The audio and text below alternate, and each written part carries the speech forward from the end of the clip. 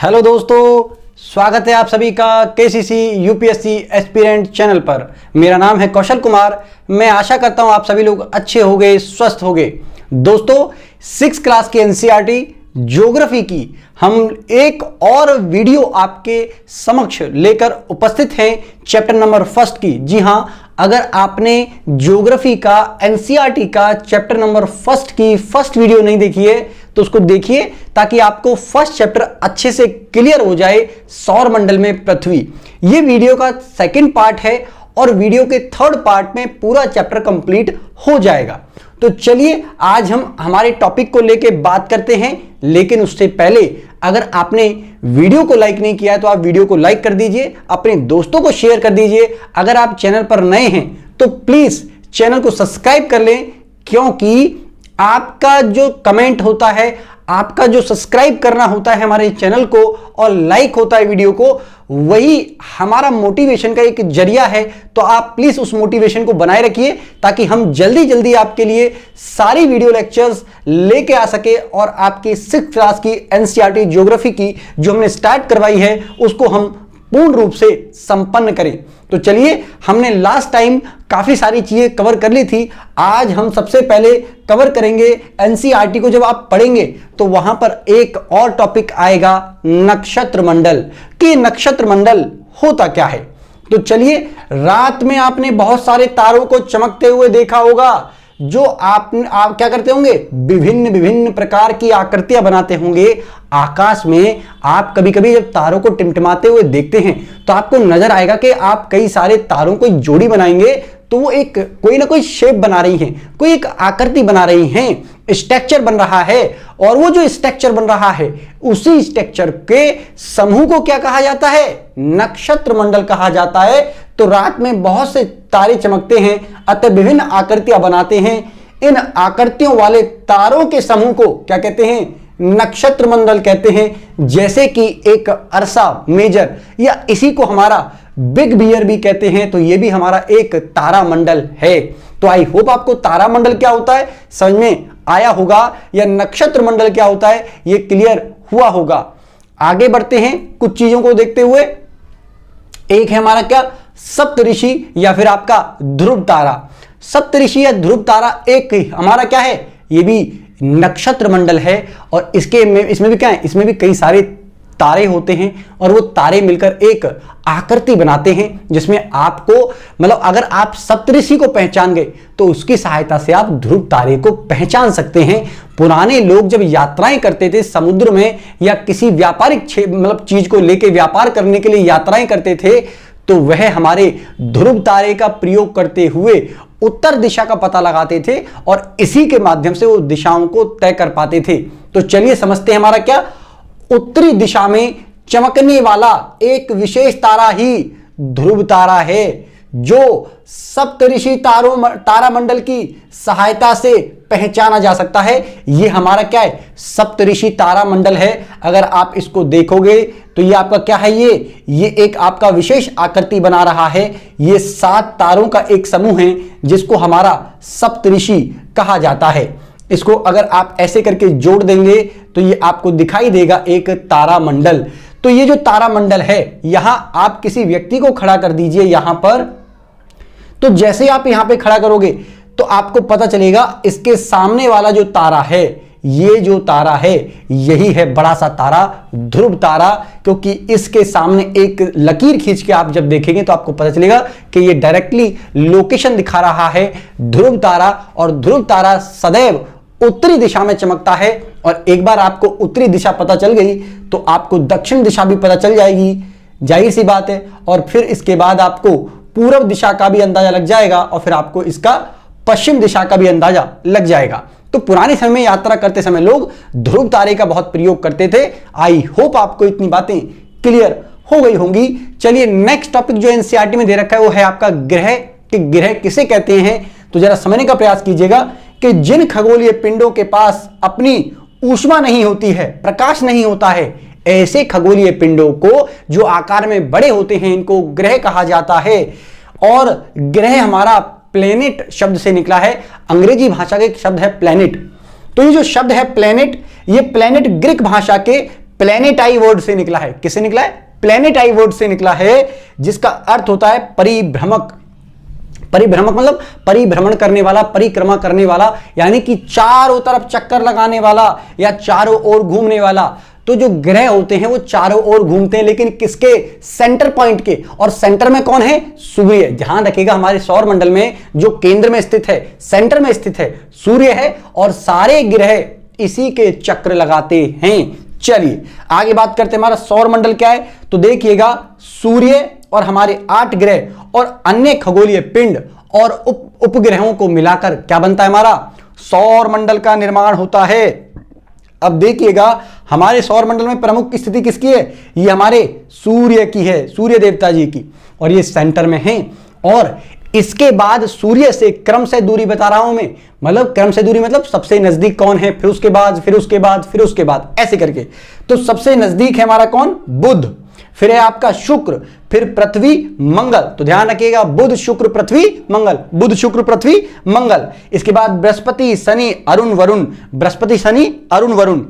मैंने ये 4 ही क्यों बताए हैं? पहले इसलिए बताए हैं क्योंकि इन 4 को आंतरिक ग्रह या पार्थिव ग्रह या फिर चट्टानी ग्रह भी कहते हैं, क्योंकि ये ठोस हैं, चट्टानों से बने हुए ग्रह हैं। चलिए आगे अगर हम बात करें तो बृहस्पति, शनि, अरुण, वरुण, इनको हम बाहरी या गैसीय ग्रह भी कहते हैं, क्योंकि ये गैस के द्वारा इनका निर्माण हुआ है। ये गैसीय अवस्था में हैं सारे के सारे ग्रह। तो ध्यान रखिएगा, यहां से सवाल पूछे जा सकते हैं। आगे अगर हमारा बात करें सूर्य, जी हां, आगे हम बात कर लेते हैं किसकी? सूर्य की। सूर्य के बारे में एनसीईआरटी की 6th क्लास में जो हमारा कुछ बता रखा है, तो आपको देखना है कि सौर मंडल के केंद्र में स्थित है और यह सौर मंडल का मुखिया है। यह अत्यधिक बड़ा आकार का है, यह गर्म है, यह गैसीय अवस्था में है, इसके अंदर प्रकाश है, ऊष्मा है, इसलिए सूर्य हमारा एक तारा है। अगर तारे की परिभाषा नहीं पता है तो हमने पिछली वीडियोस में डिस्कस की है। चलिए, यह पृथ्वी से लगभग कितने करोड़ किलोमीटर?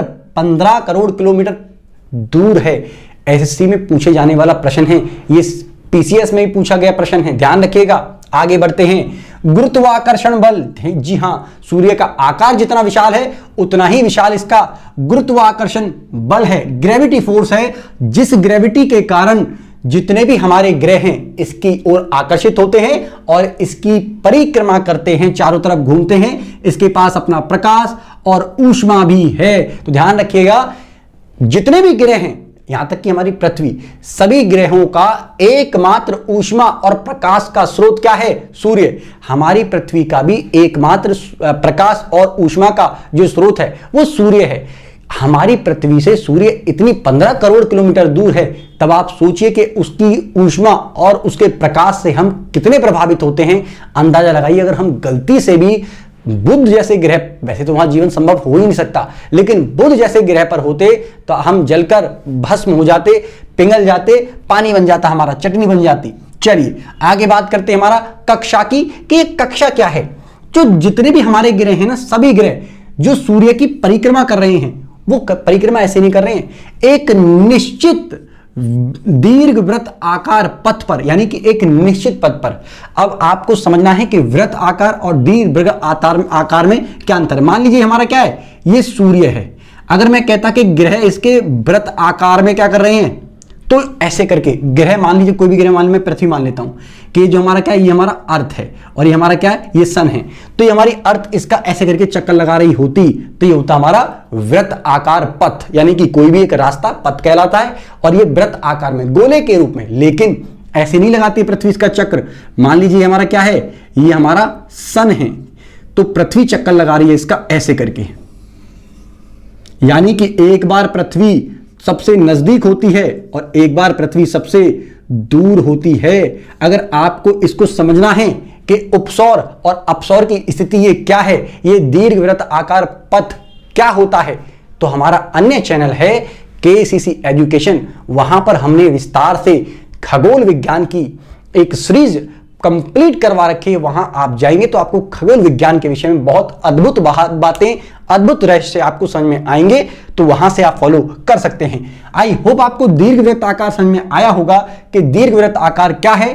तो सभी ग्रह दीर्घवृत्त आकार पथ पर चक्र लगा रहे हैं और इसी पथ को, इसी रास्ते को कहते हैं हमारा क्या, कि एक निश्चित कक्षा में ये हमारे चक्र लगा रहे हैं, तो इसको कहते हैं हमारा कक्षा। अब कुछ इंपॉर्टेंट नोट पॉइंट हैं, जो फैक्चुअल बातें हैं जो आपको पता होनी ही चाहिए, जैसे कि हमारा बुध सबसे कम समय में सूर्य का चक्र लगा लेता है, यानी कि मात्र 88 डेज के अंदर यह सूर्य की परिक्रमा कर लेता है।